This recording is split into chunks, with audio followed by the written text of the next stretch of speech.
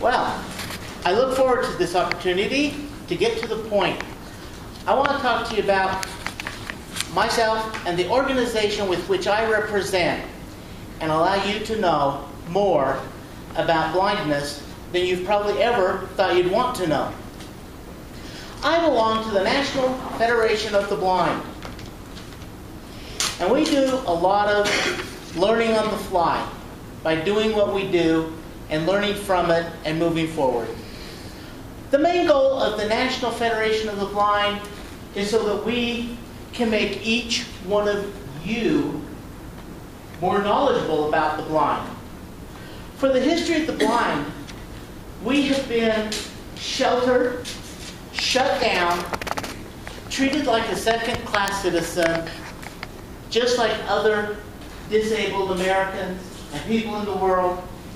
And the whole goal of the National Federation of the Blind is to change what it means to be blind and to make it respectable to be blind, and that blindness can be reduced to a mere nuisance.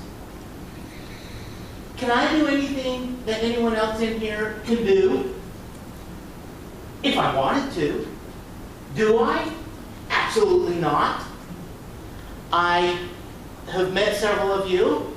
I've been able to talk to you. I can guarantee you I will never be a 7'4" basketball player. It's not going to happen. But I can tell you that I can be a business owner. I could be a dog trainer if I wanted. In the National Organization of the Blind, the National Federation of the Blind, or the NFB, we do a lot of political work. We do a whole bunch of laws and regulations. I go back to Washington, D.C. and meet with the congressmen and senators to work on fighting discrimination against the blind and the disabled, to pass laws that help us, i.e. quiet cars is a current one that we just got passed as a law, requiring that all quiet cars made from 2012 forward has to make an audible sound so that everybody can hear them. We went to the Highway Safety Board and they said, well, how many people have died? And we said, well, that's kind of what we're hoping to avoid. I mean, how many people have to die before we are willing to change? How many people, can we just go out and knock a few people off so that we can now make the law? Well, I hope not. If so, I probably know a few people I'd probably volunteer. But we move on. We fought it. We won it. We went to the congressmen, the senators, and our ploy was, well, what is the first thing you teach your children to do? Sighted, blind, deaf, whatever. Is to watch, listen for cars. Well, what good does it do them to listen if they can't hear the car? How many people here in this room, how many of you have been at a shopping center or a store and you put something in your trunk and you step back to close the trunk and you hear a car accelerating, you look back and you step forward and let it go by, then you step back and shut the trunk? How many people have done that? I do it. When I'm putting stuff in the car,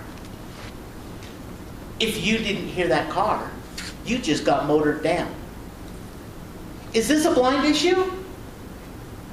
On some levels, because I need the traffic to cross the street. When I cross the street, I don't just guess. No, when you're parallel traffic alongside you here, all start up and go straight. You know that it's safe to cross.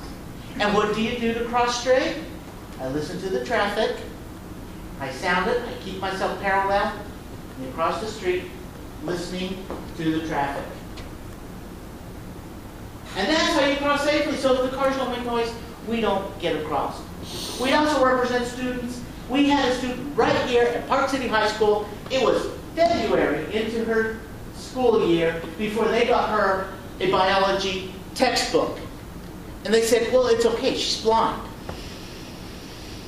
she's not going to be able to read anyway, so she can just learn from the other students.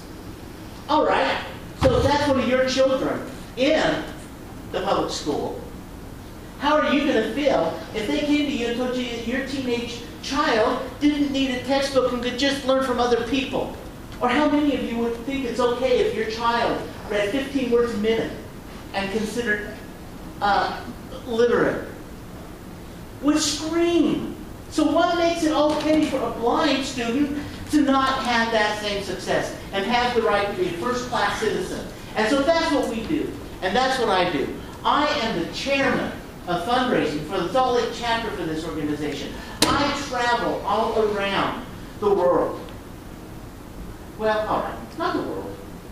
I'd like to go, but I do travel around the U.S. and I speak to a lot of people. I speak to a lot of businesses to try to help them, to get them to help donate to us. We are grassroots. None of us get paid, but we want the right to be a first-class citizen and treated like anybody else and succeed like anybody else and have that right. If I told every one of you in here that you couldn't do what you're doing because you had some type of a defect, it wouldn't be fun. So why do I have to? My point, let's step up, every one of us. Let's educate ourselves on the blind. Ignorance flows freely. I want to close with a story, a humorous story, but one that explains that we're all victims of ignorance and idiocy. During the 2002 Olympics here in Salt Lake, I was at Trolley Square. I was catching a cab up to Crossroads because I'm not going to walk it.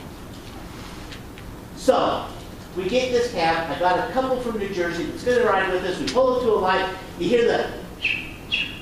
She says, "What's that for?" Cab driver says, "Well, that's the blind road to go." And this lady turned around and said, "Wow, they don't let the blind drive in New Jersey." That is what we get all the time. And so open your eyes and be aware of what's going on in the world and help blind people to be first-class citizens. Thank you.